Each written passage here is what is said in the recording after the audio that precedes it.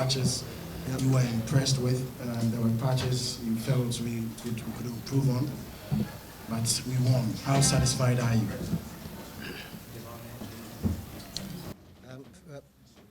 Hello. Yeah. So, first of all, I'd like to thank the people of Kumasi for creating such an incredible atmosphere, and I have no doubt that the fact that we scored the goal as late as what we did was a factor for the crowd that we had. So I think a big thank you from myself and obviously all the players. I thought we started the game well, and sometimes in this game you have to get your goal or your goals in when you are having your better period in the game. Probably the disappointment is that when we came out at second half, we wasn't able to, I think, replicate what we did in the first half. And the difficulty becomes if you haven't scored and you don't have a lead, the game becomes open. And when the game becomes open, it can go either way. So I think we had enough opportunities in the opposition box. But of course, if we don't score them goals, it puts pressure on ourselves. And I thought we were up against a good and very well organised Angola team. But credit to the team and the players that showed great spirit and determination. And I think when I was here a few days ago, you know, it's a win, and that's the most important thing. Right. Okay. Your name, media house, please. I'm Franklin Coach, this is your first official game as manager. I would like to know from the three departments of our team, the defense, midfield, and attack, where lies our strength, where lies our weaknesses going into the second leg with Angola? I don't think it's about strengths and weaknesses, because there are two categories: you attack and you defend. You defend as a team and you attack as a team. You know, what's the area that our game is all about scoring goals. And even when you are not at your best, when at least you score, it can take the pressure off of the team. And unless you do that, it gives the opposition a lot of encouragement, and it becomes a more difficult game. It becomes a more even game. So I don't think it's a question of the good parts of a game and the bad parts of a game. It's about improving, I think, our general play. And I think going into the next game, you know, I would like us to, our overall game, if I'm looking at our overall game today, I think certainly if our overall game today is better, then certainly we won't give ourselves as many problems as what we did today. Chris, my name is Achita Makura. I work with SRC Radio. Watching the game, it was difficult to make sense of what we wanted to do. So I thought I'll ask you what you set out your team to do when they have the goal, what the game plan is about, and why we played the way we did. I think the game plan is always about formation. So if you see the formation that we played, which was in effect 4-2-3-1, which is two midfield players that you think can dictate the patterns of play of the game and the tempo of the game. And I thought we started really well this way. I thought Partey played some wonderful balls behind, and we had good opportunities. So this is how we want to play in this formation. Fullbacks that can get forward, get into obviously offensive areas, and have good link between the midfield and Hughton, to allow us to get through the thirds and play in the opposition's half.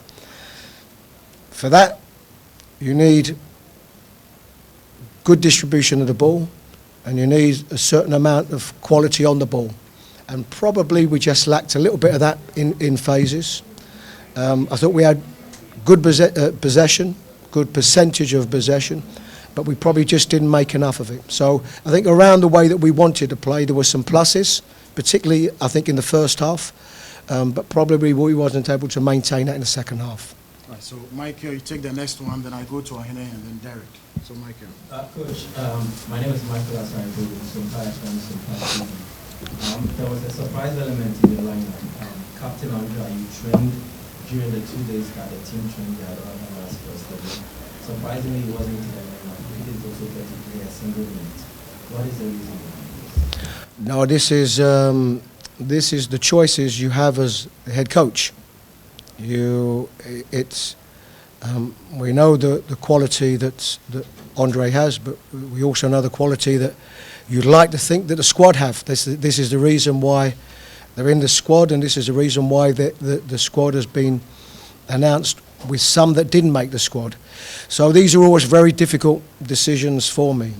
So for one player who plays, there's always another player who doesn't. So certainly nothing to read into that. He's has been and still is a very good player. It was just my choice today.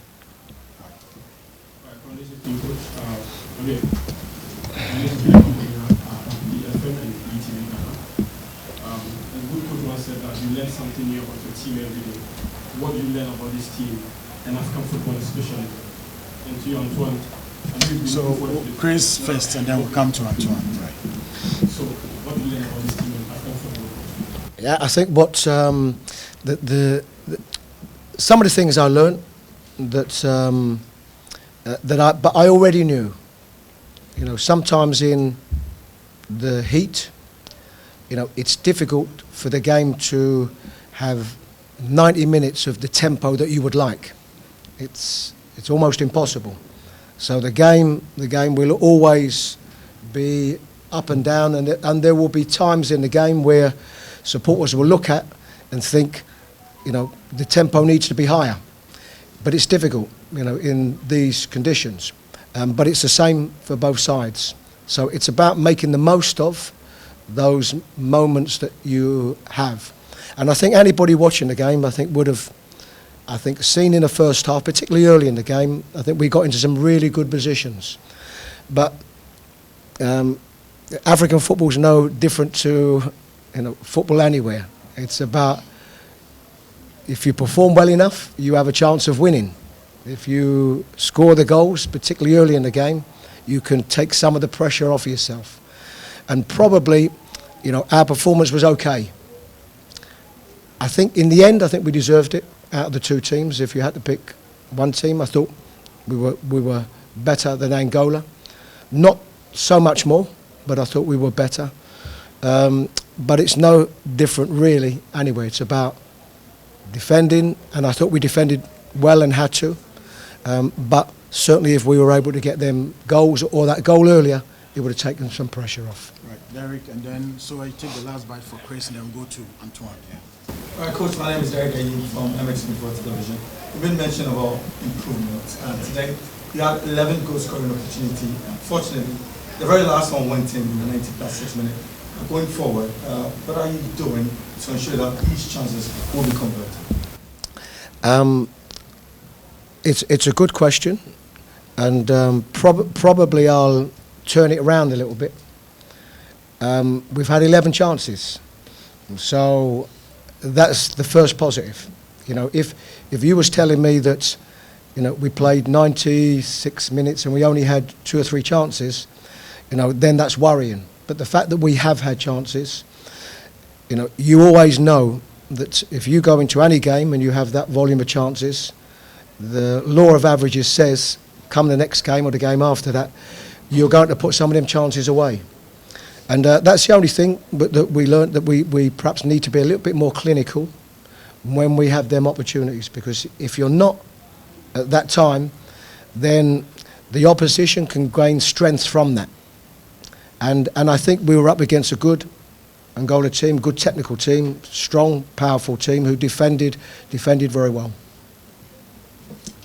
Coach, thank you. My name is Seto Korecham from Hotel.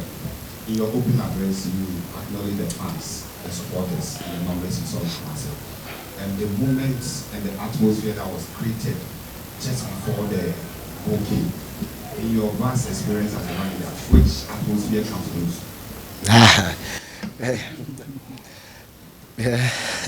That's a good question. Probably none. It's what I would say is that I've been involved in some as a player and a coach, some very, very big atmospheres. But it's different here. And I'm talking about before the game, the atmosphere before the game. These type of atmospheres you don't experience too many places. Certainly too many places outside of Africa you don't experience. And what they want, we know what they want. You know, they want to see free-flowing, exciting football, and whenever somebody in the team does something special, the volume raises even more so. As coaches and players, you want to give them that as much as possible. It's not always possible. And sometimes the game is won on a last-minute goal. And I think certainly a support like this can take credit for that also. But no, it's a special atmosphere, I must admit.